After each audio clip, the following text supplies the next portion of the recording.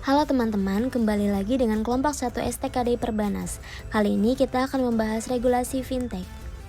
Pertama-tama, mari kita simak tentang krisis fintech di Cina. Sejak akhir tahun 2015, perusahaan fintech di Cina mulai berjatuhan terutama di platform P2P lending. Kebanyakan platform tumbang dikarenakan aktivitas bisnis yang bersifat skema Ponzi. Berdasarkan Institute for Emerging Market Studies, runtuhnya fintech di Cina juga disebabkan oleh produk investasi bodong, faktor mismanagement, dan penyebab lainnya. Ada beberapa potensi kerawanan fintech, antara lain kegagalan sistem, kesalahan informasi dan transaksi, keamanan data pribadi, kerjasama dengan pihak ketiga, penerapan prinsip KYC, rentan terhadap aktivitas pencucian uang, klausul eksonerasi, dan penanganan pengaduan konsumen. Selanjutnya, pijakan regulasi dan pijakan pengawasan. Pijakan regulasi IKD terdiri atas principle-based, umbrella regulation, dan standard setting. Sedangkan pijakan pengawasan IKD terdiri atas market conduct, business conduct, ethical conduct, dan self-regulatory organization. Selanjutnya kita identifikasi yuk isu terkait fintech. Peningkatan risiko terkait adopsi teknologi baru, serangan dunia cyber, perlindungan dan pertukaran data kritikal, pengenalan nasabah atau KYC, status hukum dan kenirsangkalan transaksi elektronik, dan kolaborasi antar otoritas. Inisiatif OJK terkait inovasi keuangan digital, Regulasi POJK 77/2016 dan POJK 13/2018, Regulasi Sandbox Uji Coba Model Bisnis Fintech, Koordinasi Kerjasama antar Kementerian Lembaga Otoritas dan Akademisi, SDM Capacity Building internal dan eksternal sektor jasa keuangan terkait fintech, data analitik pengumpulan dan analisis data terkait aktivitas keuangan digital sektor jasa keuangan, Roadmap Inovasi Keuangan Digital Sektor Jasa Keuangan, OJK Infinity sebagai Fintech Center dan Innovation Hub, dan Awareness Building International Seminar on Fintech Maret 2018 tentang sosialisasi POJK 13/2018. 8. Area pengaturan IKD atau fintech oleh OJK, cakupan atau definisi IKD, kewajiban mencatatkan diri semua IKD, aturan regulatory sandbox, proses pendaftaran dan pengawasan, kebijakan pelaporan, perlindungan konsumen, kerahasiaan data, dan APU PPT. Bagaimana respon Bank Indonesia sebagai otoritas moneter, sistem pembayaran, dan makroprudensial? Stance Bank Indonesia. Bank Indonesia menjunjung tinggi stabilitas dan inovasi. Stabilitas didasarkan untuk tools untuk memantau perkembangan fintech, misal pada pendaftaran dan perizinan fintech. Inovasi didasarkan untuk kontrol environment untuk produk inovatif, yang diturunkan menjadi regulatory sandbox. Ketentuan mengenai penyelenggaraan teknologi finansial. Penyelenggaraan teknologi finansial diatur dengan Peraturan Bank Indonesia Nomor 19/12 PBI 2017. Regulatory Sandbox Teknologi Finansial diatur dengan Peraturan Anggota Dewan Gubernur Nomor 19/14 PADG 2017 dan tata cara pendaftaran penyampaian informasi pemantauan penyelenggaraan teknologi finansial diatur dengan Peraturan Anggota Dewan Gubernur Nomor 19/15 PADG 2017.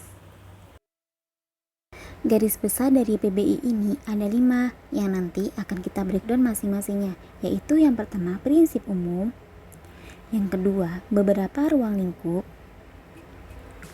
yang ketiga kewajiban pendaftaran bagi penyelenggara teknologi finansial dalam bidang sistem pembayaran harus mendaftar ke BI dan wajib melaporkannya. Yang keempat virtual currency. Virtual currency ini bukan merupakan alat pembayaran yang sah. Yang terakhir, harus menaati ketentuan anti pencucian uang, pencegahan pendanaan terorisme atau APU PPT. Adapun cakupan PBI teknologi finansial terdiri dari 12 bab, di antaranya bab 1 ketentuan umum, bab 2 tujuan dan ruang lingkup pengaturan, bab 3 pendaftaran, bab 4 regulatory sandbox, dan seterusnya. Selanjutnya, untuk tujuan pengaturan itu sendiri adalah untuk mendorong inovasi di bidang keuangan dengan menerapkan prinsip perlindungan konsumen serta manajemen risiko dan kehati-hatian guna tetap menjaga stabilitas moneter, sistem keuangan, dan sistem pembayaran yang efisien, lancar, aman, dan andal. Ruang lingkup pengaturan meliputi pendaftaran, regulatory sandbox, perizinan dan persetujuan, serta pemantauan dan pengawasan. Kewajiban pendaftaran Pasal 5 Ayat 1. Penyelenggara teknologi finansial yang akan atau telah melakukan kegiatan yang memenuhi kriteria teknologi finansial. Pasal 5 Ayat 2. Kewajiban pendaftaran dikecualikan bagi penyelenggara jasa sistem pembayaran atau PJSP yang telah memperoleh izin dari Bank Indonesia dan atau penyelenggara teknologi finansial yang berada di bawah kewenangan otoritas lain. Pasal 5 ayat 3, penyelenggara teknologi finansial berupa PJSP menyampaikan informasi ke Bank Indonesia. Pasal 5 ayat 4, penyelenggara teknologi finansial di bawah kewenangan otoritas lain yang menyelenggarakan teknologi finansial sistem pembayaran wajib melakukan pendaftaran pada Bank Indonesia.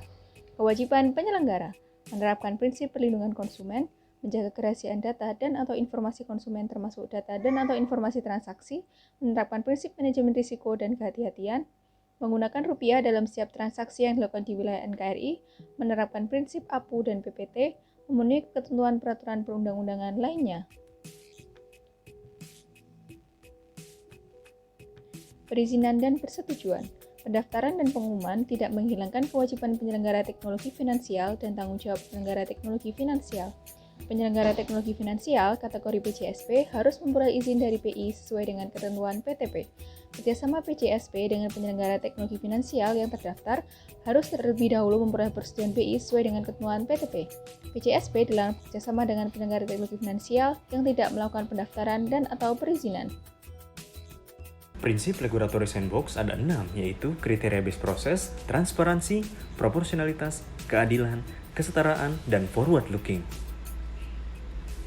Pemantauan dan pengawasan. Pemantauan dilakukan terhadap penyelenggara teknologi finansial yang telah terdaftar, sedangkan pengawasan dilakukan terhadap penyelenggara teknologi finansial berupa PJSP sesuai dengan ketentuan PTP.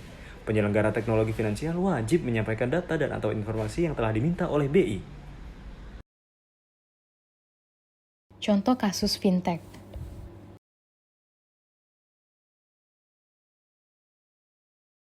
Berbagai contoh fintech. Yang pertama bank digital, yang kedua pinjaman online, yang ketiga e-wallet. Kasus pinjaman online. Pinjaman online ini pun termasuk yang tumbuh pesat. Namun di balik pertumbuhannya yang pesat, fintech lending menyimpan masalah. Hingga saat ini OJK hanya memberikan izin usaha kepada 148 pinjaman online yang terdaftar. Maraknya fintech ilegal sejalan dengan meningkatnya jumlah pengaduan ke OJK. Pada Desember 2020, misalnya terdapat 6.787 aduan. Sementara pada Maret 2021, total pengaduan ke OJK mencapai 5.421 aduan. Di luar OJK, tak sedikit nasabah fintech yang mengadukan masalahnya ke lembaga lain. Misalnya Lembaga Bantuan Hukum atau LBH Jakarta, yang pada Desember 2018 menerima 1.330 aduan. Jumlah aduan tersebut meningkat lebih 3 kali lipat menjadi 4.500 aduan pada Juni 2019. Di sisi lain, masyarakat cenderung tidak berpikir panjang ketika memutuskan mencari pinjaman secara online. Apalagi karakter pinjaman ini lebih mudah diakses dengan teknologi. Padahal tak sedikit kasus yang muncul akibat praktek fintech ilegal tersebut. Beberapa kasus fintech P2PL ilegal antara lain kasus Z, kasus YI, kasus SM, kasus NF, kasus ST, kasus AK, kasus Rahayu, dan kasus Oktias. Perbedaan fintech P2P ilegal dan legal, keterangannya regulator pengawas, bunga dan denda, pengurus, cara penagihan, asosiasi lokasi kantor, syarat pinjam-meminjam, dan akses data pribadi. Apa yang harus dilakukan masyarakat sebelum melakukan pinjaman online? Antara lain hanya pinjam ke fintech peer-to-peer lending yang terdaftar di OJK. Yang kedua, pinjam untuk kepentingan yang produktif, pinjam sesuai kebutuhan dan kemampuan, pahami manfaat biaya bunga dan resikonya. Sementara itu tips bagi masyarakat yang sudah terlanjur meminjam pada pinjaman ilegal, segera lunasi, laporkan ke SWI melalui email waspadainvestasi@ojk.go.id untuk dilakukan pemblokiran, pengumuman, dan laporan ke kepolisian. Apabila memiliki keterbatasan kemampuan untuk membayar, ajukan restrukturisasi beberapa pengurangan bunga, perpanjangan jangka waktu, maupun penghapusan denda. Apabila sudah jatuh tempo dan tidak mampu membayar, maka hentikan upaya pencarian pinjaman baru untuk membayar hutang lama. Sekian, terima kasih.